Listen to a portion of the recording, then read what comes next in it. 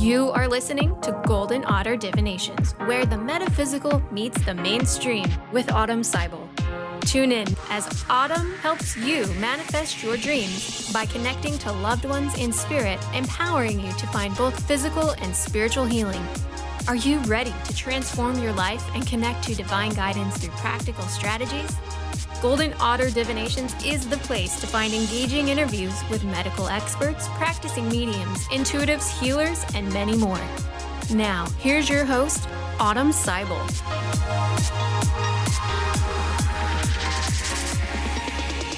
Hi everyone, I'm Autumn and you're listening to Golden Otter Divinations, when we have new, informative, and engaging interviews with medical experts, practicing mediums, intuitives, healers, and many more to help uplift, educate, and empower listeners like you to find physical and spiritual healing. In a time of rapid and evolving mindsets about what it means to live on planet Earth, studies by environmental groups warn of the need for drastic changes if the world hopes to make meaningful progress on climate change. To do this, it won't be enough for cars and factories to get cleaner domestically or abroad. The cattle, pork, and poultry industries, as well as our agricultural fields, will have to become radically more efficient as well. Before the agricultural industrial revolutions that afforded the exponential growth of the world's population, however, humans lived subsistence lifestyles, procuring their own food locally.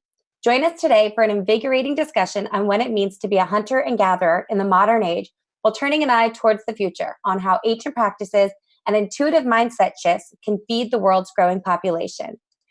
So my guest today is none other than my little brother, Austin Manelick. I wasn't sure I was going to introduce him as that, but this guy is so close to my heart, and I'm so proud of him that I just want to shout him out.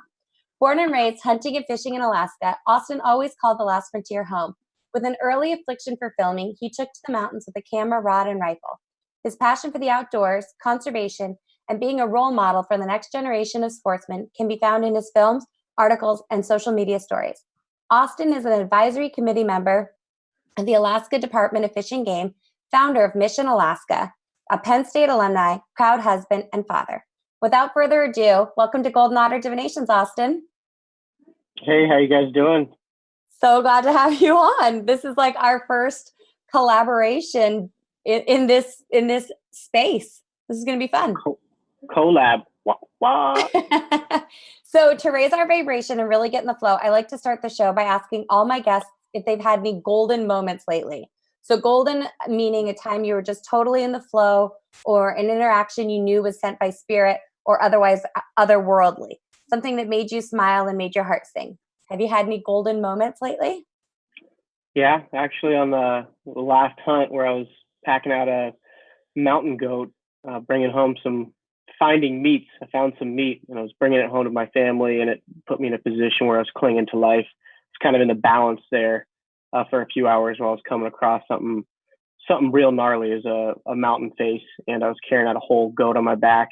And I had this superhuman strength moment where I was packing at least my weight up and over a mountain face, and if I didn't have that, please Lord help me now. Please God give me the strength. I don't know what I've done. So I came home safely to my family, and it's just pretty remarkable what a human's willing to do to bring home wild meat to their loved ones. That was pretty golden to me. That is golden. Or just to get home to our loved ones. They always say that like women trying to get home to their children, or not even get home to their children, trying to save their children, can, lift their body weight or lift the weight of a car, things like that. And you always wonder where that comes from. And, if the divine endues us with superpowers when it comes to family. And speaking of, my nephew, Keeper, and your son is back there. And that's why I think this episode is so meaningful for us, because we grew up in a subsistence lifestyle in a rural town in Alaska. And I've always wanted to unpack this because we're active duty military. We lived all over the country and all over the world, and procuring our food in the modern world takes on a different meaning than how we grew up. So something I want to talk with you about is hunters and gatherers in the modern age. So what exactly does it mean to you to be a hunter and gatherer in the modern age? So in this day and age, being a modern hunter, it's not just about providing food for your family. And in some places in Alaska, yes, that's absolutely true. And they kind of view it a little bit differently. Although the respect for the animal is utmost and the highest. But really, if you're in the modern world, like if you're in the Wi-Fi zones, it's it's about I like that definition. If you have Wi-Fi, you are in the modern world. I like that. right. That's as good of a definition as we're gonna get. Right. Well, it's not just about being a hunter or having like an ego or hubris and that bravado. It's really knowing where your food comes from, and there's so many different shapes to a modern hunter, whether it's trophy hunting, subsistence hunting, lifestyle. It's interesting where it's evolved, and it's kind of we're in the day and age of social media. So if you share these experiences, your message could be heard by thousands of people. Yeah. So modern hunters have to be like very cognizant of their message and why they hunt, and furthermore, why they share their experiences on social platforms. So if you do share this message, you've now become like an influencer, and it's not just other hunters that you're influencing, or even the anti-hunters, but it's like the non-hunters, the generalists that really like can decide a lot for how that message is seen and portrayed. So seems like if you're a hunter and you're on social media now, like the real modern hunter, the next generation of hunters, you're a public agent almost for hunting, engaging actively on social media. So modern hunter, it's just, how deep do you want to go? I don't think we can cover this in an hour. We could just spend an hour on this question. This alone. So this is something that we have talked about in our family for the last 30 years, because we were raised in a subsistence lifestyle. And what that means is our father, mother, family, and friends were hunters and fishers, and they would go out and procure their own meats. Sometimes we would grow our own vegetables, but in Alaska with long winters and short growing seasons, that wasn't always practical. A lot of the people we grew up with did, and they canned their own foods. And in the summers, we would go out to the potato farms and the potato patches and dig as much up as we could, and can and preserve those things. But when we all went off to college, we more or less, joined the mainstream lifestyle of eating out and getting our food from grocery stores. And that's not to say that we didn't also do that growing up. But the majority of the food that we would consume was from the earth, and we would know, where that came from, what rivers the salmon were swimming in, what land the moose were grazing in. And I always had a hard time as a kid. I was super sensitive, and you guys have always, I think I went fishing once and had to throw it back. I never enjoyed it. It always made my heart break. And I understood that we were eating the animals to feed our bodies. And I still had a conscientious objection against it. Later, we'll talk about what the announcement that my 6-year-old Ellie just made about chickens and how she's not eating chicken nuggets anymore because it comes from chicken. So this consciousness starts really early with kids. And if you can nurture it in a really healthy way, that's the most advisable way to go. But anyways, what we were talking about is you're a hunter. I'm more of a gatherer. Now, as I am raising a family in the modern world in the lower 48, and now we're going overseas, I go out and I look for food that's ethically sourced. If it's not from the forest, what farm is it from? And how is that animal raised, and then how is that animal killed? Because as much as I don't like saying that is what has to happen for us to go on. And I know I sound like such a tender heart, but I do believe that when we eat the meat of something, we are taking that spirit into us. And there's this idea in metaphysics, and it's kind of emerging in science, this idea of cross-transference, species cross-transference. And it's kind of the idea you are what you eat, and you can kind of take on the characteristics of those animals. We'll get into that another time, but I'm going to ask you a question. How can individuals become more conscious of their food purchasing and meat consumption habits? So if they live in an area where they could hunt or fish, how can they do that? How could they get started if maybe they weren't raised in a lifestyle? And if that's not an option, what's available for people to purchase on the economy? I know in some places they sell bison meat and things like that. Oh, wow. I mean, where do you go there without just staying on the soapbox and preaching from what I know? But, how can you become more conscious of your food, and where can you get started? I mean, there's urban hunters in the Pittsburgh area. I mean, any of the urban areas, New Jersey, there's people who are, have 5 acres on these huge multi-$100,000 homes, sometimes $1 million homes, where they've got deer coming into their yard, and hunters are knocking on their door and asking for permission. Granted, in certain states, you have to have hunter safety and hunter safety education. That's a course where you go, and really that teaches you the fundamentals of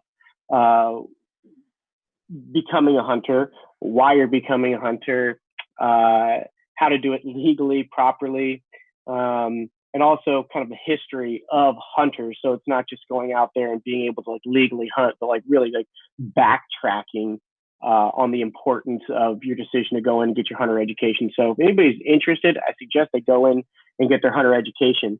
Every state provides them. There's online courses, and then you have to take a shooting proficiency course. And then there's mentorship programs out there. But I mean, everywhere from urban environments all the way out west and into the wilds of Alaska. And there's so many different ways that you can get involved, and it's just like a click away for the modern hunter. I mean, in certain states, you actually are required by state law, if you were born, I believe it's 1986. If you're born before that, you don't have to take your hunter education, but I suggest it. And I've actually gone to, I can't tell you how many times I've gone to a hunter. 33 and up. Yeah, you're right. They don't want to tell you what to do if you're like hand a serious raised. adult. Right. But there's plenty of ways to get involved. Hunter education, hunter, I think it's hunteredonline.com. I should have pulled that up before I went, but that's the way you can get involved. And Very cool. there's also conflict with that being, if you're hunting in urban environments and different people's feelings. So really feelings, then if you're not doing it correctly, you can get on the wrong side. So you're saying educate yourself, get educated, see what's available in your area. That's the first step. It's not just, and there's so much in depth once you like peel back a chapter, you're like, oh my gosh, there's volumes on it. But I mean, humans by nature, we're meat eaters. We evolved. It's that way. It's in our DNA. So Austin, could you please give us your contact info for listeners? If you really want to get the inside scoop, you're going to head on out to Instagram, mission_Alaska. That's where you can find all the links to everything and keep up to date with my story. And if you want to buy any sweet swag like this Golden Ghost shirt that I got, missionak.com. Missionak.com is your website. And then you are on Instagram at mission_Alaska. Oh yeah. You can find me anywhere online. Mission AK. For sure. All right. That's the inside fact. All right. So now we're going to talk, we're going to move beyond trophy hunting. We're going to talk about moving beyond trophy hunting to feeding families by knowing the source of your food. Okay. So without getting too heated and too wild, because we have had this conversation for the last 15 years between the two of us, what do you say about trophy hunting allegations? Because like you were saying earlier, when you are on a public platform, you can draw the ear of people who would, say that you're just doing it for the trophies. What do you say to that? So trophies, regardless of what animal you harvest, whether it's a button buck for your first animal or a trophy whitetail buck or anything in between, even big game like Alaska trophy bull moose. Well, if you take that animal and you just take the trophy value, to some people it's the horns, to me or the antlers, to me it's the meat. If you were just to take that out of the field, there is serious consequences to that with the law. Like you will be arrested, you will be fined if you were caught. So that being said, you can't really technically be a trophy hunter and just hunt for the meat. So you can take everything of the meat value has to be removed from the field before the trophy can even be removed from the field. And that can require multiple trips, right? If you get a moose and you're packing it out by yourself. Yeah, it's really tough. So that being said, that's where that lies. Like if you take out the trophy value and leave everything, you just become a poacher, potentially a felon. There's the interstate compact, which if you have one violation, you can be penalized and lose your hunting privileges across the entire 50 states besides Hawaii. They're like the last one to join. So at any rate, trophy hunting is what it is. The meat is going to go to a place so you can donate the meat when you're done, but you have to get the meat all the way out and it's got to be edible. And you can donate to programs like Hunters for Hungry, food banks. There's all sorts of places that take meat. So, and basically to be a trophy hunter, I mean, even that being said, you're going to spend If you're going to go to another state and hunt, if you're going to hunt your own state, you're spending money on hunting licenses, your tag fees, transportation to get there. You're stimulating local economy. And then with, following that, you got the North American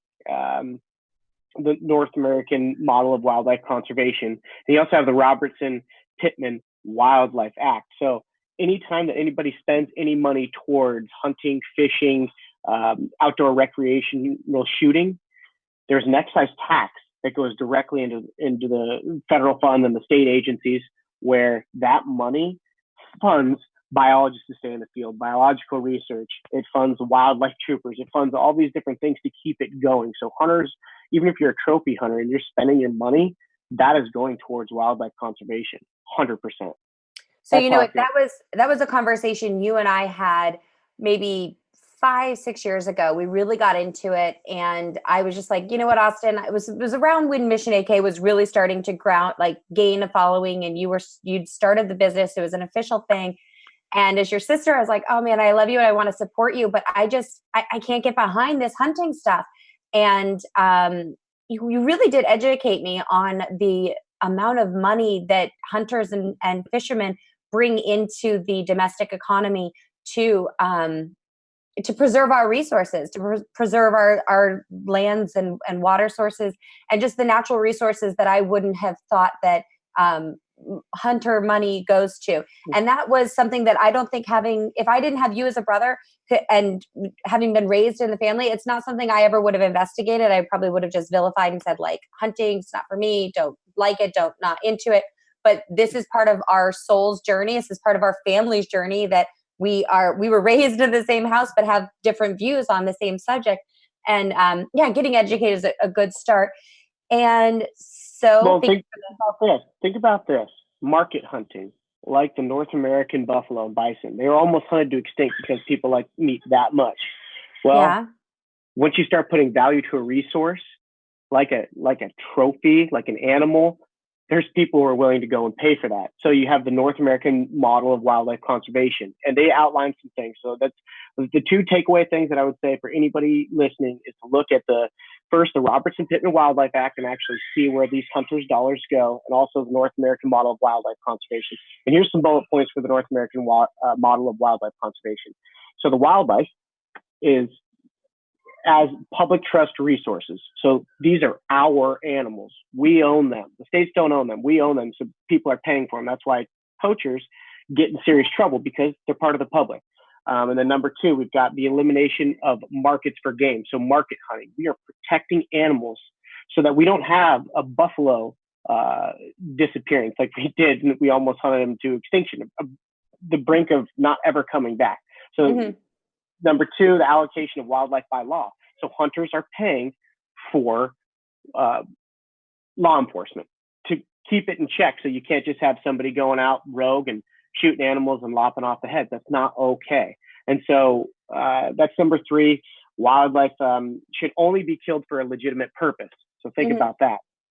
Wildlife is considered an international resource. All these people are coming overseas, who are coming and like experiencing tourism and to hunt, and their meat is the same thing. And then also the science is the proper tool for discharge of wildlife policy. So back to biologists and the state agencies, and I won't get into the federal agencies and trying to control state resources, because that's an interesting subject.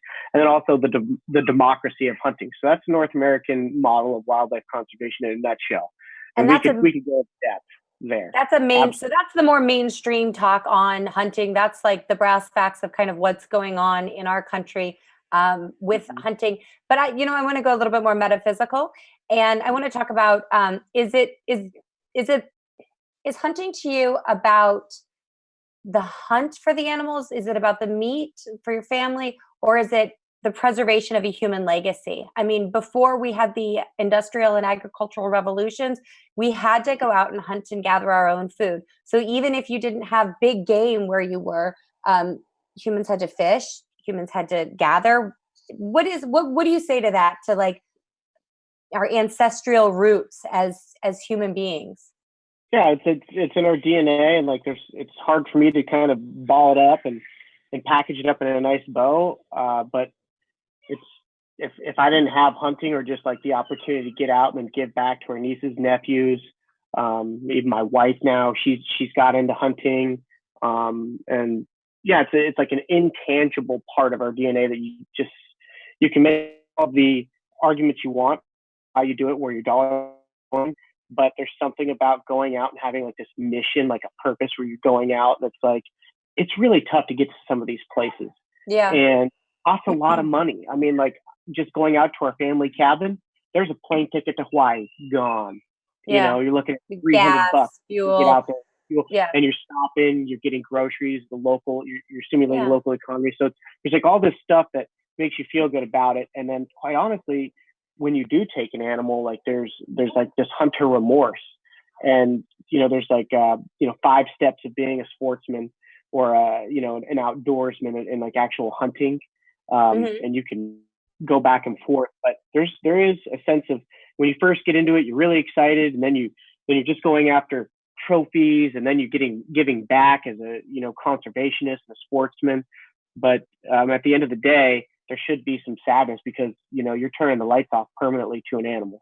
Yeah. And if you don't feel that sadness at some stage in your life and you can't portray that, it honestly just reverts back to, the apocalypse of now we just have to take an animal to survive. And even then, you look at the Native Americans and how they felt about taking an animal. Yeah. They would bless them. And yeah. So that's like what I do every single time I do take an animal's life. Even no matter who I'm with, I take a minute, I give them their last drink and their last meal, and I say thank you very much for you. Like that's gonna make me cry. Like that's why I am such like in a personal zone of conflict where I still every now and then eat meat and then I feel guilty about it, and it's this weird like mind trip where I know that my body needs it to be its best and to feel the like best, but I also know that plants can give me that.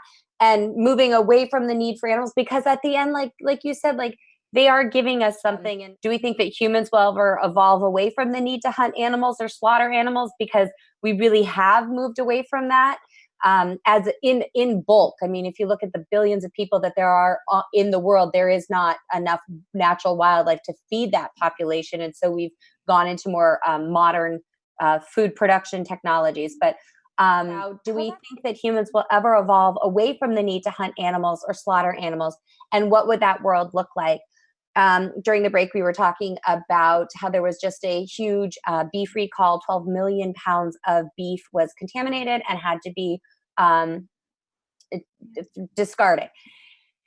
12 million pounds of beef. How many cows died for that meat? And when you look at a subsistence lifestyle, how much time and energy goes into hunting a wild animal versus how much time and energy goes into producing mass like beef, poultry, or pork products. And we were briefly talking about how those animals are raised and how it can be oftentimes inhumane. And we're not getting on the people who have the small family farms and the organic and the grass-fed. This is not like a tear down. This is a spiral up conversation where we're all just trying to elevate our consciousness and awareness around this conversation, and how, we may look the other way when somebody throws half of a hamburger away that's uneaten or some meat that goes bad. We may not even bat an eye at that. But if a hunter were to do that, it would be finable, quite honestly. And I do often wonder, like, yeah, it's waste. And I do wonder sometimes if, especially in the United States, we have an obesity epidemic, diabetes epidemic. Our national health is really declining, and I do wonder if there were larger price tags for things that, like meat specifically, that it would be more of a delicacy and less of a consumable that can be wasted, and through that. We would be saving animals' lives, and we wouldn't be breeding animals to be slaughtered, which just feels really, I don't know, the energy of that feels really upsetting to me. And I recognize that as a human, I need some form of protein and meat. And I hand raised as a hypocrite because every now and then I will eat meat. but I always have this internal dialogue about it. And the other day, Ellie, my 6-year-old, we were in the car getting ready to go get dinner after a long week. And she goes, "You guys, I need to tell you something." And we said, "What, honey?" And she goes, "I'm not getting chicken nuggets. I'm not eating chicken nuggets anymore." And we said, "Why, Ellie? Like what?" And she goes, "Chicken nuggets are made of chicken. Why didn't anybody tell me?" And she was really upset. Like we had pulled the wool over her eyes. And so now we are not eating meat as a family because Ellie is like policing my meat consumption. But because I have a very accountable little buddy keeping me accountable every time I go to make those decisions, I am conscious about it. And so that's all the purpose of this conversation is. We're not on a pedestal. We're not on a soapbox. We're just trying to elevate our conscious collective about this. If you take a look at commercial harvest of any animal, it's not pretty. Usually when there's a large mass operate, it's not. There's okay. a lot of documentaries on it. There's a lot of really good documentaries on it. Once you take a look into it, you're like, ooh, this is kind of like dirty, almost like, oh, this is tainted. Even though, and like I've had steak and like I've had really good ribeye, and I'm like, it's good. I'm gonna eat it, but I feel tainted. And you know what? If you're taking in meat, so there's this thing in metaphysics called Carillion photography, and it's actually not so metaphysics anymore. It's the idea that we can actually capture the electrical current of our food sources. So like if you take a picture of an apple or a piece of broccoli, it's like, especially if it's freshly cut or just like fresh from the vine, it's literally electrified and it's like a living food. And then if you take a piece of like meat, like dead meat, it still has electrical impulses, but it's a little bit duller. So you can Google it. Carillion photography, Kirilian. I just wrote a ritual about it, feeling the energetics of our food. And I had my members go through like the grocery store and feeling the energy of the different foods that you could purchase. And if you hold it in your hand, even without reading the back and knowing if it's locally sourced or organic or pasture raised, but just feeling it and knowing like, is this something I want to put in my body? Because ultimately what we put in our body feeds our soul and feeds our spirit. So before the break, we were talking about environmental protections, resource management, and wildlife activism, and how you got involved in that. And we talked a lot about how restricted licensed hunting and fishing in the United States funds the preservation of natural resources. And right now we're sort of talking about if there are any lessons that the cattle, poultry, or pork industry can learn from natural resource management. Anything you want to add to that before we move on to the next question? Well, even like if you just, that's a beast. That's a follow, track the money. Where is the money going? What is happening? Obviously, if people are going to consume it, then there's going to be a market for it. Now, like look at if you're not into hunting or you're an anti-hunter and you're like, well, I only eat vegetables. Well, when a combine goes through a field and harvests those fruits, vegetables, whatever it may be, they're going through and killing millions of, depending on the size, but thousands, mark it down, voles, moles, rabbits. They're going through and tearing it up. So it's like, well, I only eat, I only eat vegetables. Well, it's like, hey, you still have blood on your hands because they go through, and of course the deer they love to eat that, the vegetables there and the food that people have grown. So they're killing all sorts of animals, innocent animals. So whether it's the beef or the meat industry. So you're talking about on large scale. Yeah. Absolutely. So when you can buy as close to the forest or as close to the farm as possible, and meaning forest, just research where your food comes from is the bottom line. Is the bottom line. And also knowing that you have purchasing power, and every dollar you spend is a conscious choice, and you're either adding to the issue or taking away from it. And when we consciously withdraw our dollars one by one, things change. And that's the bottom line. So we talked about how you became involved in resource management and wildlife activism. You grew up doing this and decided to take on a more interactive role. And then I want to say, like, how have your views on hunting evolved over a lifetime? Because you grew up in a lifestyle and you're still with it. I grew up in a lifestyle. I never really liked hunting and fishing. I would go along because I knew that I loved camping. I still love camping, but the hunting and fishing was just never for me. I would have rather picked a bunch of berries and dug up a bunch of carrots. What say you? Well, it takes gatherers. Yeah. We Yeah, it all takes need. gatherers. Well, so first, when I was an undergrad, I realized I wanted to become part of the shot industry, the shooting, hunting, outdoor trade industry. And so naturally being a hunter, Penn State, I had anti-hunters throwing all sorts of haymakers at me. And I had to like hone my message and like understand, okay, what I'm doing is conscious effort. And I realized that all of my arguments, no matter how articulate, I could preach about the Robinson Pittman. I can preach about the North American model of wildlife conservation. I could preach about all those things, but that doesn't mean it's going to stick, because some people will make feel-based arguments versus scientific fact-based arguments. And so I would go back to scientific-based and then try not to get high level. I know I like to get excited, but try not to get high level. It's like, hey, like I know what my dollars are doing. And that's now after going off and coming back and really realizing I'm not going to change these opinions, I started getting involved in regulation change, there's the Board of Fish and the Board of Game in Alaska that make changes to the hunting and fishing regulations. And there's advisory committees that take in these proposals and say, oh, okay, I see what's happening here. Vote yes or no on it. And you have a quorum of individuals to change and to protect animals or to harvest a surplus.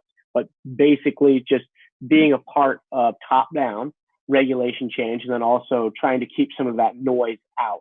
When you read a proposal that comes from an anti-hunter, you read a proposal that comes from a non-hunter, where it's like, okay, let me read this, think about it. You're in a quorum full of individuals who are much more saged and experienced than I am. So sometimes my opinion changes based on what somebody else says in this room. And then that goes up the board to the Board of Game. And sometimes they listen, sometimes they don't, but they take advisory committees more seriously than they do just some Joe Schmo who comes to the Board of Game and says, hey, I've got a problem with this, which there is anti-hunters. There's all sorts of people, but it's kind of like Robert's Law. It's really controlled. It's like local activism. Would you consider all of this local activism? Yes, but it's across the entire state. So there's all these different advisory committees that are across the entire state of Alaska. And they meet up, and basically they're trying to influence, because Alaska is huge, they're trying to influence their individual area where they recreate. So does this happen in the lower 48 as well, across the U.S.? I believe in some capacity, and more people are, it's not just because at the Board of Game, you can have somebody at the Board of Game that has a political agenda. Now we're getting into politics. Has an absolute political agenda. Oh, goodness gracious. There's people, there's lobbyists, there's all sorts of stuff. Track the dollars. What is this funding? What does this go for? So we are back on Golden Otter Radio with me, Autumn Seibel. I have millennial outdoorsman throwback Austin Manelick here, founder of Mission Alaska, discussing the bridge between the metaphysical and the mainstream. Now he's going to give us more information on how we can each be responsible stewards of the Earth's resources and begin to make peace with eating meat. So before we went to the break, we were talking about if we evolve as a species away from the need to hunt for our food or to possibly even eat meat, what are ways we can preserve our uniquely human heritage as hunters and gatherers? So we were just talking about that, how you really enjoy the hunt, and it's less about pulling the trigger. In fact, very little about pulling the trigger, and very much so about the adventure, packing the family up and going out and exploring new lands and exploring new territory and having a genuine adventure. You don't know, like you told the story at the top of the hour during your Golden Moment segment, that you were packing out from a hunt and you didn't know if you were going to come home or not. I mean, it doesn't get much more adventurous than that. And in the modern day, that's a really unique way we can preserve our human legacy. But then there's gatherers like myself, and we will talk about what gatherers like myself like to do in the woods in a minute. But what are ways that you think we can preserve our uniquely human heritage as hunters? Oh, man.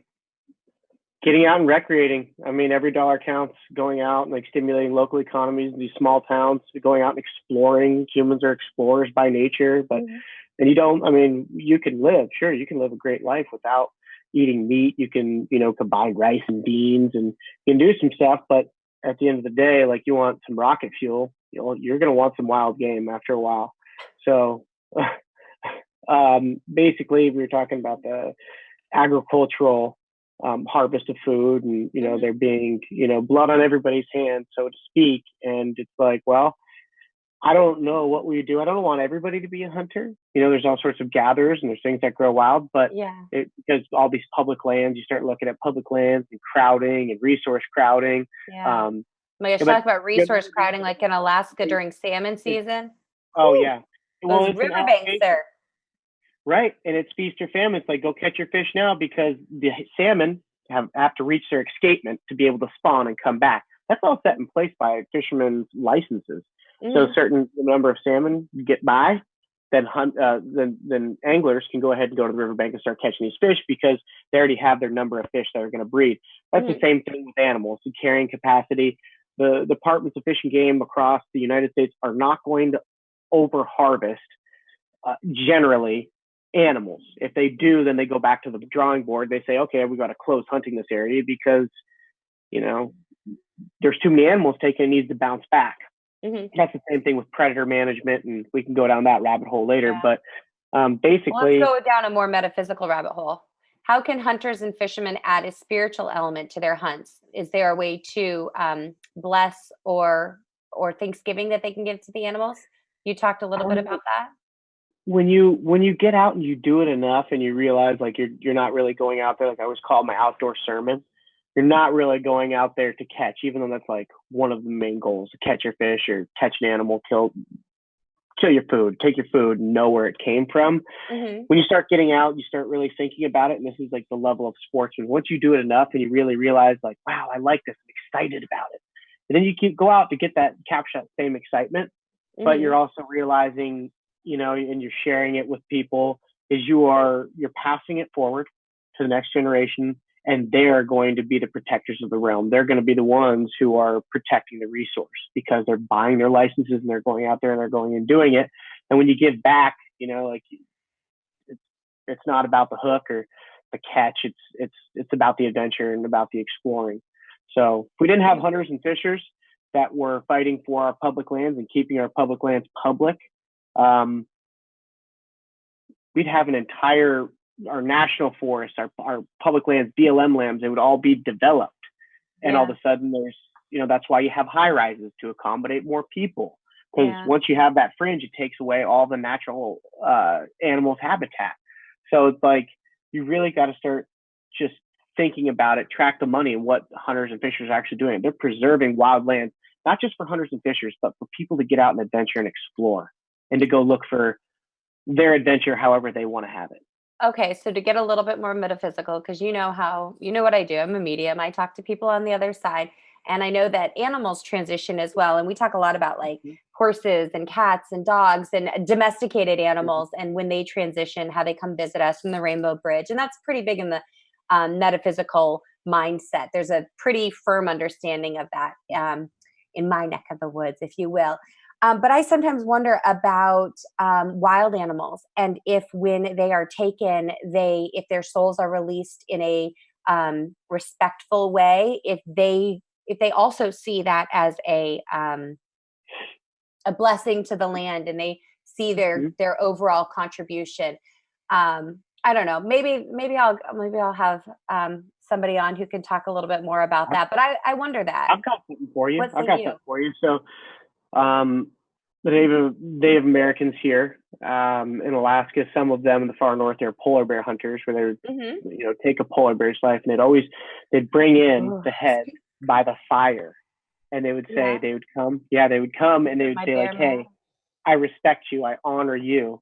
And polar bears, part of the family, it's like the system of honoring, and it's like, hey, if I'm going to go to anybody, I might as well go with this guy. Like, I'm going to give myself to him. Same thing with moose. The Native Americans will say, you don't pick your moose. Your moose picks you, because you've obviously been like a good hunter. You're going to honor the animal and bring it back.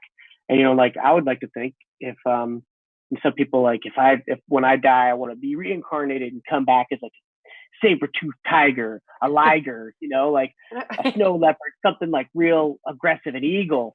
And I'm kind of like, man, if I was to go and come back, I'd want to be a Dall sheep. I want to live amongst the mountains. Yeah, I'm a prey, but like I'm one of the most handsome prey out there. And I sit up on top of the mountain and I'm looking down on everything, kind of like, I see you trying to get me, but you're not going to get me. I'm going to go up to my castle and hide out. But they're just, to me, like one of the most handsome creatures. And there's all sorts of honor. That's why I do bring the animal heads back, and like I taxidermy them, because I think back, it's a physical representation of the memories that were made. And that's all that is, because the meat's going to be long gone. And when I'm long gone, I don't know what my kids are going to do with, all of my trophies, whether they, sell it to a dog chew factory or something like that. The Smithsonian. There's, some of these trophies do have value in the sense that we were at the Smithsonian and there were some narwhal exhibits that were on loan from private collectors. And without those, for my daughters and for me too, which narwhals are local to Alaska, to actually see that in a museum in DC, I was like, wow, I've never even seen one of those where I grew up. You know what I would come back as if in spirit animal real? A squatch, a Bigfoot, which for fun. Would you be an albino or like a golden one? Golden for sure. Golden hair. Where would you live? British Columbia? Pacific Northwest. Yeah. Because then you've got like the fishing, the hunting, low populations, relatively settled, temperate climate, Pacific Northwest for sure. Well, I got something for you about like Squatch. And like I sent you over that podcast. Yes, Wild Thing is the podcast. Check it out. She does a great job. Laura Krantz is her name. Basically, they don't have a specimen of Sasquatch. Yeah. So if I was out hunting, it's like hunters talk about this. Well, what do? You've got a rifle and you see this, primate. Yeah. Killer capture. That's the debate. Yeah, so that's the whole thing. How do you I wouldn't be able to capture a Sasquatch. Come on, if this thing's a primate, I wouldn't be able to fight a chimpanzee. Those things are mean and strong. So there's no way you're going to be able to catch them. But if you see one and you shoot it, then you'll have a specimen where they'll lay it out and put it in the museum, take it to places, and they've got a scientific specimen. But if you see it and you're like, yeah, I saw it, and then you start to tell people about it. Yeah, and then you're the crazy person who talks about it. I always say that. I want to see a Bigfoot so bad. Yeah. Look at us. We're getting so zinged up about Bigfoot. This is what we should have talked about the whole stinking show. I've never seen one, but I don't know if I did hypothetically see one. If I would actually shoot it, and then if I would just take it, I probably wouldn't even tell you, because you'd get me back on here and it would be like, there's this dude called Alaska. If Bigfoot is a real creature and not just a mythical creation of our collective imagination, then it would, the future of hunting or farming in the region it resides, it would just fundamentally uproot our nation. I had an interview with a scientist named Dean Radin a couple shows ago, and he was talking about putting consciousness as a fundamental element of like our belief structures and how it would change so many things, but then a lot of things would stay the same.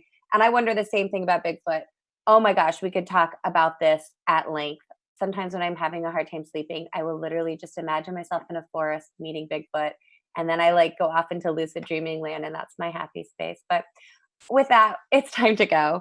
I know. I'll have to have you back on to talk about Bigfoot. Okay. Thank you so much for listening, and be sure to follow Golden Otter Divinations on Instagram as well as Mission AK, where you can check in with me and let me know about all your golden moments so Spirit and I can cheer you on, and Austin can cheer you on in all of your outdoor adventures. Also, if you'd like to contact me, Autumn, or join my monthly manifesting membership, Lunar Manifestations, visit my website, goldenotter.us. That's golden like the precious metal, and otter like the precious animal. Please take a moment to sign up for my biweekly email and get up-to-date information on all things Golden Otter. I want to thank my guest today, Mission Alaska founder Austin Manelick, for sharing a wealth of information on reconnecting with our ancestral roots. And I want to thank you all for tuning into Golden Otter Radio. I had an amazing time sharing this sacred co-creation space with you. Have a great week, and I'll feel your vibes back here next time. Thanks so much for joining us, Austin. Thanks for having me on, Otto. Bye. Thank you for listening to Golden Otter Divinations, where the metaphysical meets the mainstream with Autumn Seibel. Exploring where the metaphysical meets the mainstream, Golden Otter Divinations helps you draw in the abundance that is yours by divine right. For more information or to listen to this show, visit goldenotter.us. That's golden like the precious metal, and otter like the precious animal.us.